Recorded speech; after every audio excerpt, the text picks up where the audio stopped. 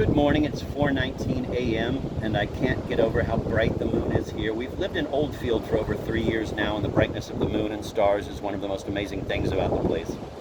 Even when there's a big chunk taken out of it, as there is now, the moon's light is powerful enough that you can sense looking out the window what direction it's coming from. When you look anglingly up, there's this thing high in the sky that you almost have to squint at. The small, high-up moons seem to be the brightest ones. I fell asleep a little after 10 reading a software manual, and now I'm up and waiting for the train whistle. The fire today is made partly of half-charred loggage from yesterday, but mostly from thin apple branches that I sawed up when I got home from work. I tried the axe first and had a heck of a time, but a handsaw will slide right through with wondrous ease, sprinkling handfuls of sawdust out of either side of the cut like I can't think what, like a sower sowing seeds, perhaps? Anyway, the fire took to burning so readily that I've had to move my chair back a little so that my legs aren't in pain through the flannel. The thing that is so great about sitting here in the early morning is that it doesn't matter what I did all yesterday. My mind only connects with fire thoughts. I have an apple to eat if I want to eat it, picked in the fall and refrigerated in a state of semi-permanent crispness. The whole dropping of the leaves things and the coming of winter is one of those gradual processes that becomes harder to believe each year it happens. All those leaves were up there firmly attached to the trees, and they're gone. Now, incredibly, there are no leaves on the trees, and not only that, but it's becoming impossible to conceive that there ever would have been leaves on the trees. It's like death, which is also becoming harder and harder for me to understand. How could someone you know and remember so well be dead? My grandmother, for instance, I can't believe that she is dead. I don't mean that I believe in a hereafterly world, I don't. But it does seem puzzling to me that she is now not living. This year there was a particular moment of leaf falling that I hadn't encountered before. I went outside at sunrise to feed the duck. This was sometime in October.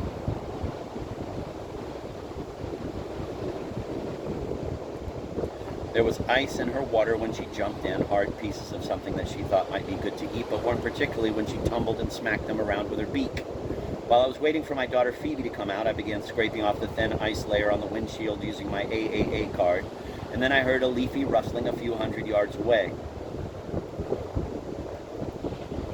I looked in the direction of the sound, expecting to see a coon cat or a fox. What I saw instead was a middle-sized, yellow-leafed sugar maple tree. It was behaving oddly. All of its leaves were dropping off at the same time. It wasn't the wind, there was no wind. I stood there for a while watching the tree denude itself at this unusual pace. And I came up with a theory to explain the simultaneity of the unleaving. The tree was not as tall as some of the other trees, that's the first thing, and it was the first night freeze of the year. So we can imagine all the twigs of the tree coated with the same thin but tenacious coat of ice that I was encountering on the windshield. Now the sun had risen enough to clear the dense hummock of forest across the creek, and thus sunlight was striking and warming the leaves on this particular tree for the first time since they'd frozen.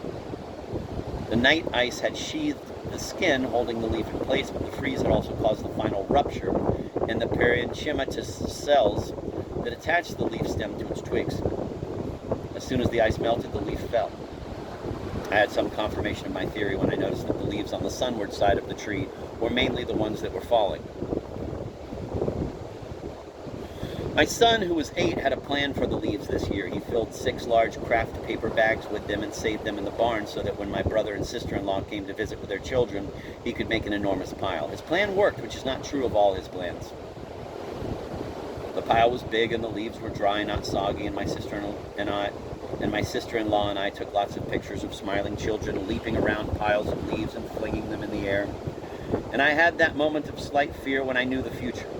I knew that we would remember this moment better than other, perhaps worthier or more representative moments because we were taking pictures of it.